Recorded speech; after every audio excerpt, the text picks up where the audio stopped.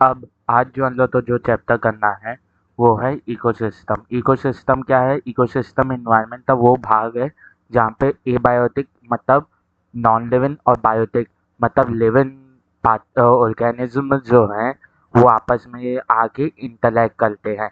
इसे एक functional unit of biosphere भी बोला जाता है, क्योंकि किसी भी चीज़ का फंक्शनल यूनिट क्या होगा? जहाँ पे उसके द्वारा होने वाला काम या उसमें होने वाला काम हो। तो जैसे एक बॉडी में सभी होने वाले काम किस काम के कारण किस और यानी एट द एंड किस चीज़ के कारण हो रहे? सेल में होने वाले काम की वजह से। जैसे मैं अगर मसल को मूव भी करूँ तो उसमें मसल सेल में कुछ चेंजेस आ रहे, उसके कारण वो काम हो रहा है। तो अगर बायोस्फीयर में कुछ काम आएगा तो वो किस में चेंज होने के नाम से आएगा? या तो बायोटिक और एबायोटिक। अगर एबायोटिक में चेंज आएगा तो उसका असर बायोटिक में भी दिखेगा, बायोटिक में चेंज आएगा तो उसका असर एबायोटिक में भी दिखेगा। तो मतलब कि ऐसा पॉइंट पे वो दिखेगा काम, या ऐसे पॉइंट पे जो काम होगा जिससे अल्लाह तो बाकी बायोस्फीयर में होने वाले काम से पता चल जाए, तो उस पॉइंट को बोलते हैं फंक्शनल यूनिट ऑफ बायोस्फीयर। मतलब उस वो पॉइंट के काम से डिसाइड होता है कि बायोस्फीयर में क्या काम होगा, और वो जो यूनिट है वो है बायोस्फीयर। ठीक है। जैसे एक वो है मैक्रोमोलेक्यूल मिलके सेल बनाया, सेल मिलके क्या बनाया? टिश्यू बनाया, टिश्यू मिलके क्या बनाया? ऑर्गन बनाया, ऑर्गन मिलके ऑर्गन सिस्टम मिलके ऑर्गेनिज्म, ऑर्गेनिज्म मिलके स्पीसीज, स्पीसीज मिलके पॉपुलेशन। ठीक है। पॉपुलेशन मिलके कम्युनिटी, और कम्युनिटी मिलके इकोसिस्टम। ठीक है। तो ये जो है इकोसिस्टम में फंक्शनल यूनिट है। फिर इसी के बाद इसके बाद अगर तो प्रोडक्ट एक्सटेंसिव फीचर्स ऑफ वो पढ़ने हैं इकोसिस्टम, जिसमें आ जाता है आपका प्रोडक्टिविटी, डिकम्पोजिशन, एनर्जी फ्लो, और फिर आपका आ जाता है न्यूट्रिएंट साइकिलिंग। न्यूट्रिएंट साइकिलिंग तो कट गया है, तो यही सिर्फ तीन चीज़ें चलते रहती है एंड तक।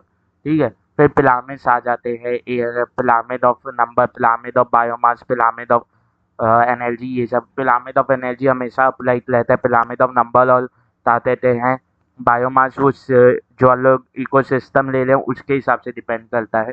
तो ऐसे अलग अलग चीज़ें। तो आज हम लोग तो इस चैप्टर का क्या करना है? पीवाईक्यू करना है। ठीक है। इस चैप्टर का क्या करना है? पीवाईक्यू करना है। तो चलते हैं आगे। पहला क्वेश्चन क्या है? पहला क्वेश्चन है which ecosystem has the maximum number of biomass? किस इकोसिस्टम में मैक्सिमम नंबर ऑफ बायोमास होगा? सीधा सा आंसर है फॉरेस्ट। तो दी ग्लास लेंस से बड़े फॉरेस्ट होते हैं और वहाँ पे अलग अलग ऑर्गेनिज्म हैं, तो वहाँ पे बायोमास ऑब्वियसली ज़्यादा होगा। ये बात याद रखनी थी, एक्वेटिव में बायोमास हमेशा टेरेस्ट्रियल से कम रहेगा, तो ये दो तो कम ही हो जाएंगे। ठीक है। अब the term ecosystem was coined bye Tansley ने दिया था, तो यहाँ पे एक ही टेंसले करते हैं, A G Tansley. Which one of the following is a characteristic feature of cropland ecosystem? Cropland ecosystem का कैरेक्टर फीचर है क्या? सॉइल के ऑर्गेनिज्म का एब्सेंट होना? नहीं। अगर ये एब्सेंट रहेगा तो क्रॉपलैंड बन ही नहीं पाएगा। क्रॉपलैंड मतलब फार्म वार्म से रिलेटेड जो लैंड रहता है वो क्रॉपलैंड है, जहाँ पे आप क्रॉप ग्रो कर सकते हो। Lease genetic diversity, absence of weed? नहीं। ये तो वीड एब्सेंट है जरूरी थोड़ी, वीड प्रेजेंट भी हो सकती है। इकोलॉजिकल सक्सेशन या लीज जेनेटिक डाइवर्सिटी, अब ये दो के बीच में हम लोग तो देखना है। ठीक है। अब आता है कि पहला question, which ecosystem has maximum biomass? किस इकोसिस्टम के पास मैक्सिमम बायोमास होगा? सिंपल सा आंसर है फॉरेस्ट इकोसिस्टम। जहाँ ऑर्गेनिज्म की साइज ज़्यादा, क्वांटिटी ज़्यादा, वहाँ पे ऑब्वियसली ये सब ज़्यादा ही होगा बायोमास। ठीक है। अब टर्म जो इकोसिस्टम है वो किसने दिया था? वो दिया था स्टैनले, और यहाँ पे एक ही जन है स्टैनले सरनेम से, एजी Stanley. Which one of the following is a characteristic feature of cropland ecosystem? cropland ecosystem मतलब cropland ecosystem होता है फार्म ये सब से जो रिलेटेड इकोसिस्टम होता है वो cropland ecosystem कहलाता है। तो एब्सेंस ऑफ सॉइल ऑर्गेनिज्म, क्या लो तो फार्म में क्या सॉइल के जो ऑर्गेनिज्म है माइक्रोब्स है वो एब्सेंट चाहिए? बिल्कुल नहीं। उनके बिना काम कैसे करेंगे वो इकोसिस्टम? तो ये तो बिल्कुल भी कैरेक्टरिस्टिक नहीं हो सकता।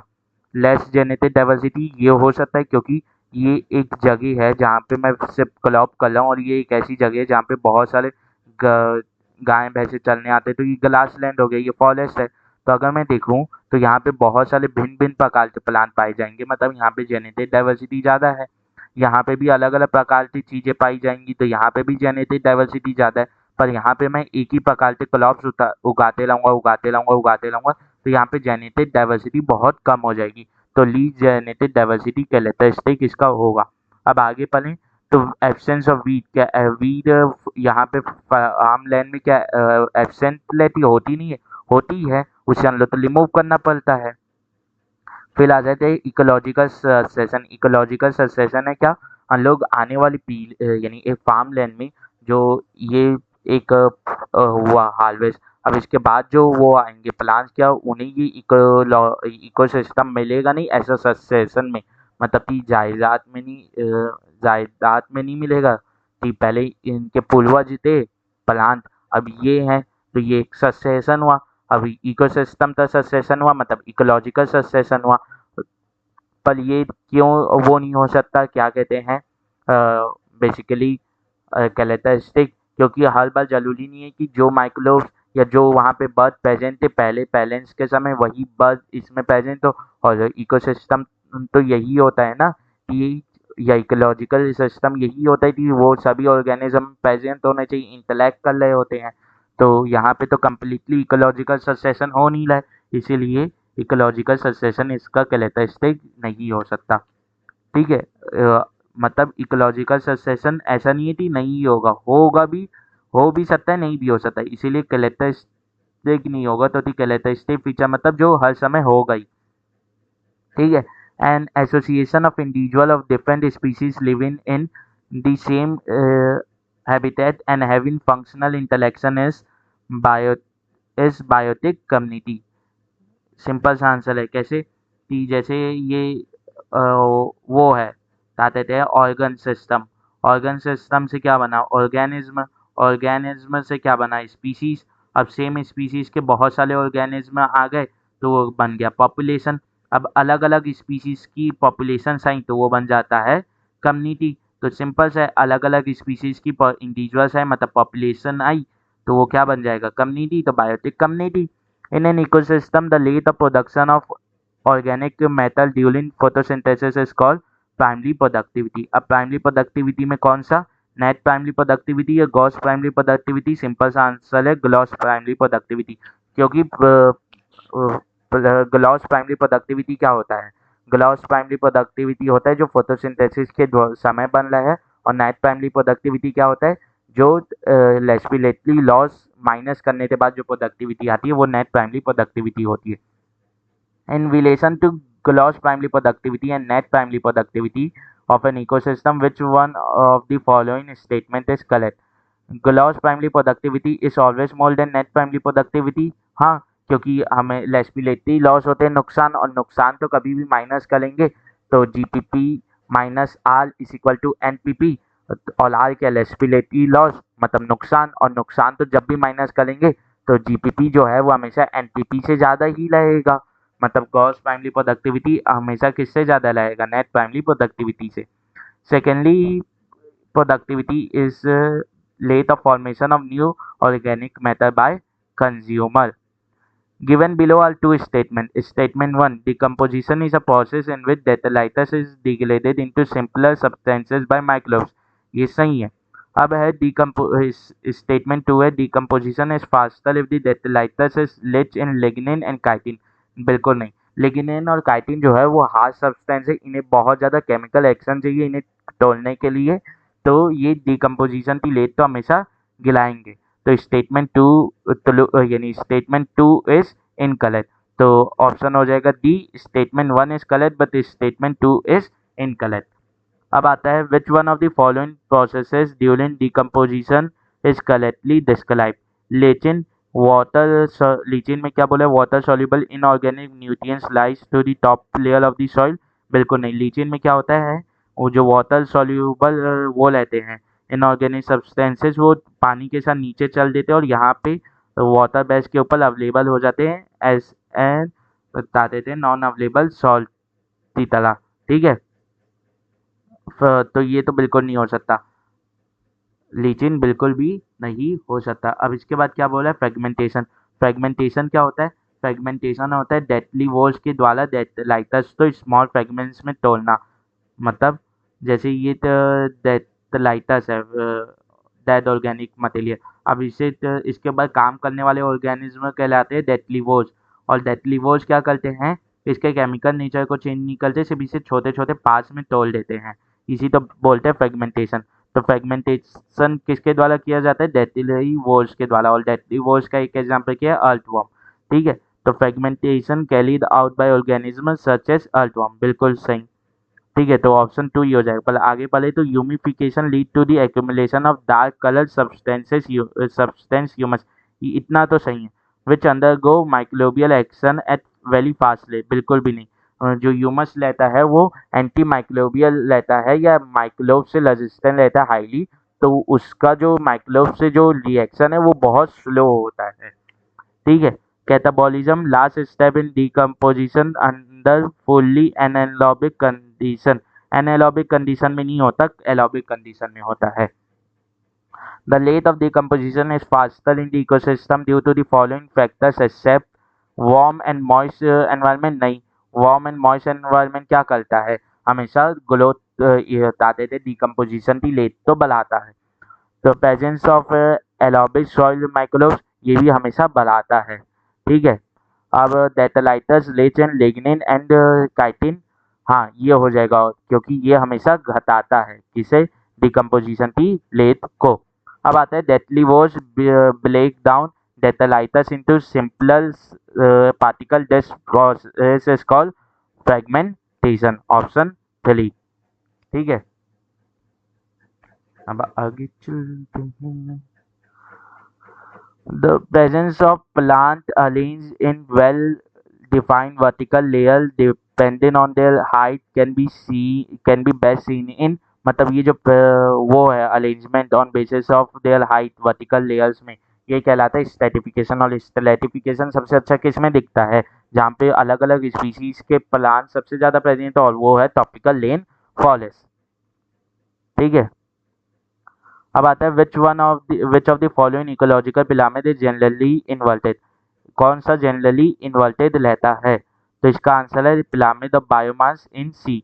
कैसे, जो फाइटोप्लैंक्टन्स बहुत कम लेते हैं बायोमास के में, नंबर उनका बहुत ज़्यादा रहता है पर बायोमास कम लेता है। फिर उसके बाद जू प्लैंक्टन्स आते हैं कि उनका नंबर फाइटोप्लैंक्टन से कम रहता है पर बायोमास ज़्यादा रहता है। फिर उसके बाद लार्ज फिश आती है, इनका जो नंबर है यानी स्मॉल फिश आती है, इनका नंबर जू प्लैंक्टन से तो कम है पर बायोमास ज़्यादा है। फिर उसके बाद आती है लार्ज फिश, इनका नंबर कम है स्मॉल फिश से, पर वो क्या है, ज़्यादा है, कौन, बायोमास। इसलिए इन्वर्टेड कौन होता है, biomass pyramid in a sea, मतलब pyramid of biomass in a sea जो है लेता है वो इन्वर्टेड रहता है। Which of the following statement is incorrect, कौन सा इनकरेक्ट है, energy content gradually increases from first to fourth topic level, बिल्कुल भी नहीं, यही पहला स्टेटमेंट ही इनकरेक्ट है क्योंकि 10% एनर्जी लॉ के हिसाब से जो एक टॉपिक लेवल से सिर्फ 10% एनर्जी जाती है, मतलब मेरे में अगर 100 जूल है तो मुझे जो खाएगा उसमें 10 जूल जाएगा और उसे जो खाएगा उसमें 1 जूल, तो क्या 100 से 10 कम नहीं हुआ और 10 से 1 कम नहीं हुआ, तो क्या ग्रेजुअली डिक्रीज नहीं कर दिया।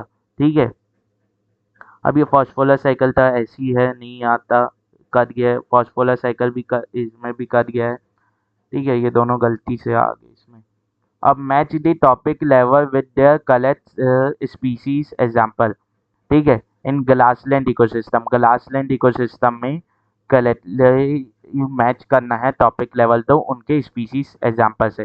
तो जो हमारे ग्लास हैं वो तो प्रोड्यूसर्स ही लाएंगे, मतलब कि फर्स्ट टॉपिक लेवल आएंगे, फिर ग्लास तो खाने वाले लेबिट जो हैं वो सेकेंड टॉपिक लेवल में आएंगे, और लेबिट तो खाने वाले क्लो थर्ड टॉपिक लेवल में आएंगे, और फिर हमारे जो वल्चर्स है जो क्लो को खा जाते हैं वो fourth topic level.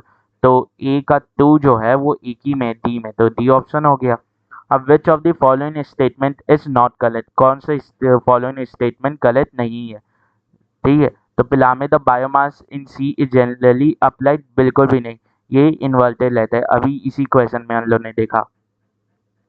The mass of living being at a topic level at a particular time is called standing clock.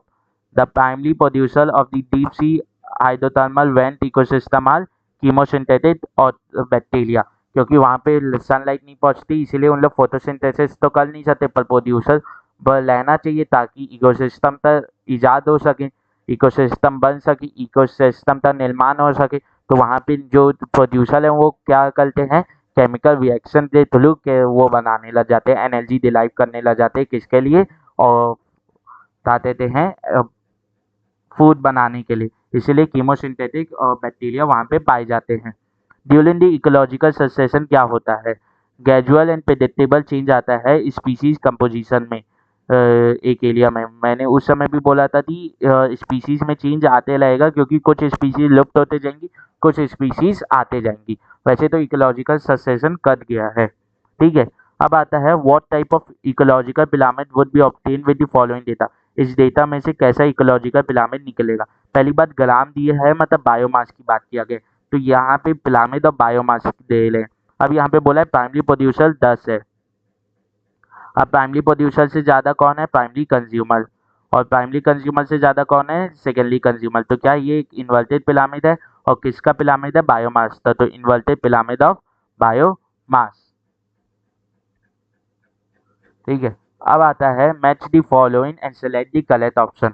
Earthworm क्या है, डेटलीवोस है। सक्सेशन क्या है, किस में दिखता है, पायोनल स्पीसीज में, ठीक है। अब जो इकोसिस्टम सर्विस क्या है, इकोसिस्टम क्या सर्विस प्रोवाइड करता है, पॉलिनेशन, ये किसमें, sexual reproduction in flowering plant है ये लाइन। अब पॉपुलेशन ग्रोथ को कौन इफेक्ट करता है, नेटेलिटी, ये किसका है, ये है ऑर्गेनिज्म एंड पॉपुलेशन। मतलब इसमें दो, यानी इसमें करीब करीब 3 चैप्टर आपस में मिल गए हैं, कौन कौन से, इकोसिस्टम, फिर आपका ये sexual reproduction in flowering plant और ऑर्गेनिज्म एंड पॉपुलेशन, ठीक है। अब ऑप्शन में देखें तो ए का 2 एक ही में है, जो ए ऑप्शन ही, इसलिए हो जाएगा। अब ये जो है ये तो नहीं आएगा, फॉस्फोरस साइकिल, ठीक है। Mass of living matter at the topic level in an area at any time is called standing cloud. Which one of the following animal may occupy more than one topic level in the same ecosystem? अब more than एक topic level बोले same ecosystem में, तो सबसे पहले क्या gas करना है कि वो ओमनीवोलस है क्या, सबसे पहले ढूंढना है कि वो ओमनीवोलस है क्या। हाँ, यहाँ पे ओमनीवोलस दिया है स्पेलो, मतलब कि वो प्लांट से भी डिराइव कर सकता है डायरेक्टली, या से एनिमल से ले ले, यानी एनिमल से डायरेक्टली ले ले अपना न्यूट्रिशन, ठीक है। तो स्पेलो। अब आता है given below is a imaginary pyramid of numbers. What could be one of the possibilities about certain organism of some of the different levels? तो यहाँ पे क्या बोला है, प्राइमरी प्रोड्यूसर जो है वो सबसे कम है, सबसे ज़्यादा कौन है, प्राइमरी कंज्यूमर, उससे कम है सेकेंडरी कंज्यूमर, और उससे कम है टर्शियरी कंज्यूमर। सेकेंडरी कंज्यूमर सबसे कम है, फिर यानी सेकेंडरी कंज्यूमर ताते थे प्राइमरी कंज्यूमर से कम है, और टर्शियरी कंज्यूमर सेकेंडरी से कम है, और सबसे कौन कौन है, हमारे प्राइमरी प्रोड्यूसर। तो इसका एक एग्जांपल एनसीईआरटी में है कि ये एक वो हो गया तिली, प्राइमरी कंज्यूमर कौन हो गया, इंसेक्ट, ये हो गया इंसेक्ट खाने वाले बर्ड, ठीक है। और ये लार्ज बर्ड जो इंसेक्ट तो यानी स्मॉल बर्ड्स तो खा जाते हैं। तो लेवल 1 मतलब प्राइमरी प्रोड्यूसर इज पीपल तिली and the secondary consumer is shape. यहाँ पे शेप कैसे जुड़ेगा, अगर प्लांट तो कोई इंसेक्ट खाएगा तो इंसेक्ट तो थोड़ी वो खा जाएगा शेप, और शेप तो हर्बीवोरस है, तो वो तो प्राइमरी कंज्यूमर में आना चाहिए, सेकेंडरी कंज्यूमर में आ ही नहीं सकता। अब लेवल पीसी मतलब primary consumer is rat and the secondary consumer is cat. Basically rat कैसे, लैट तो वो है अपना कार्निवोर, तो वो इसमें कैसे आ जाएगा। अब primary consumer is insect and the secondary consumer is small insectivorous bird. यानी लैट जो है वो बेसिकली इस इकोसिस्टम में बैठ नहीं रहा है ना, तो लैट जिस चीज़ पे फीड करेगा वो लैट से ज़्यादा होनी चाहिए, तो इसका ऑप्शन हो जाएगा थर्ड, क्योंकि ये सही से बेहतर है कि पेल में इंसेक्ट और इंसेक्ट तो खाने वाले bird, primary consumer primary producer कौन, पेल, उस पे उसे खाने वाले इंसेक्ट, और फिर इंसेक्ट तो खाने वाले बर्ड, ये सही से बेहतर है।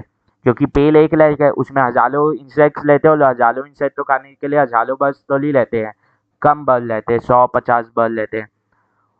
Of the total incident solar radiation, the proportion of PAR यानी फोटोसिंथेटिकली एक्टिव रेडिएशन कितना पार्ट बनाता है टोटल इंसिडेंट सोलर रेडिएशन का, less than 50%, less than 50%। Identify the possible link A in the following food chain. Plant तो कौन खाया, insect, insect तो कौन खाया, फ्लॉक, फ्लॉक तो कौन खा सकता है, जनरली दिया जाता है, जनरली क्या दिया जाता है, जनरली स्नेक दिया जाता है। तो यहाँ पे कोई स्नेक है, हाँ कोबला है। अब बाकी तो देखे तो फ्लॉक तो पहले तो नहीं खाएगा, वुल्फ भी नहीं खाएगा, ना रैबिट खाएगा, तो कोबला ही होगा। अब which one of the following statement for the pyramid of energy is incorrect whereas the remaining three are correct। इन चारों में से एक इनकरेक्ट है और बाकी तीन सही है। तो पहला है इस बेस इस ब्लॉड, हाँ वो अप्लाइड होता है हमेशा, तो उसका बेस जो रहता है वो हमेशा ब्लॉड रहता है। यह अप्लाइड पिरामिड है तो इसका बेस जो है वो हमेशा चौड़ा रहता है। It shows energy content of different topic level, हाँ ये एनर्जी कंटेंट तो शो करता है अलग टॉपिक लेवल के। It is inverted in shape, नहीं बिल्कुल नहीं, तो यही आंसर हो जाएगा। विच one of the following is not a functional unit of ecosystem, कौन सा फंक्शनल यूनिट नहीं है इकोसिस्टम का। प्रोडक्टिविटी है, एनर्जी फ्लो है, डिकम्पोजिशन है, कौन नहीं है, स्टेलेटिफिकेशन नहीं है। ठीक है। एस एन यानी क्या दिया हुआ है, an association of individual of different species living in the same habitat having functional interaction is called biotic community, is called biotic community. अब आता है if 20 joule energy is trapped, if 20 joule energy is trapped at producer level, how much energy will be available to peacock as food in the following chain। ठीक है, तो plant के पास 20 joule है तो इसका 10% किस में लगेगा, चूहे में, माइस में। तो 20 जूल का 10% क्या होता है, 2 जूल, 2 जूल। अब 2 जूल का 10% किसके पास अवेलेबल रहेगा, स्नेक के पास रहेगा। तो 2 जूल का 10% क्या होता है, 0.2 joule.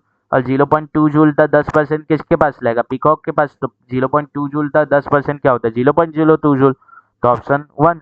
Which one of the following processes during the decomposition is correctly described? Lichen, water soluble inorganic nutrients rise to the top layer of the soil, बिल्कुल नहीं। Fragmentation carried out by organisms such as earthworm, हाँ ये ठीक है। तो option 2। The rate of formation of new organic matter by rabbit in an ecosystem, rabbit क्या है, consumer है। तो कंज्यूमर के द्वारा जो ऑर्गेनिक मटेरियल बनाया जाता है उसके रेट ऑफ फॉर्मेशन तो क्या बोलते हैं, सेकेंडरी प्रोडक्टिविटी, क्या बोलते हैं, सेकेंडरी प्रोडक्टिविटी, फोर्थ ऑप्शन। अब आइडेंटिफाई करने ए बी सी और डी ऑर्गेनिज्म को फूड वेब में से। तो यहाँ पे वेजिटेटिव सीड या वेजिटेशन तो कौन खा रहा है, ए, और उसे कौन खा जा रहा है, लॉयन। तो ये क्या हो सकता है, ये इनमें से लैट नहीं हो सकता, स्क्वेरल नहीं हो सकता, डॉग नहीं हो सकता, डीएल हो सकता है, इसलिए ऑप्शन 3। आगे देख ले तो बी जो है वो, हाँ रैबिट जो है वो वेजिटेशन तो खा सकता है, और रैबिट तो लोमली भी खा जाएगी और लोमली को सेल भी खा जाएगा। ठीक है। सी देखे तो फ्लॉग है, तो क्या वेजिटेशन तो फ्लॉग यानी वेजिटेशन तो ग्लास ऑपर खाएगा और ग्लास ऑपर तो फ्लॉग खा जाएगा, फ्लॉग तो स्नेक खा जाएगा, सही है। डी जो है लैट, तो वेजिटेशन तो लैट खाएगा, इसे स्नेक भी खा सकता है प्लस हॉक भी खा सकता है।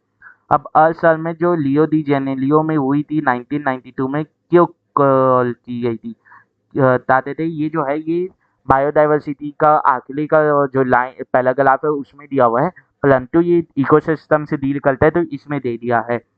इसका ऑप्शन है 2, for conservation of biodiversity and sustainable utilisation of its benefit.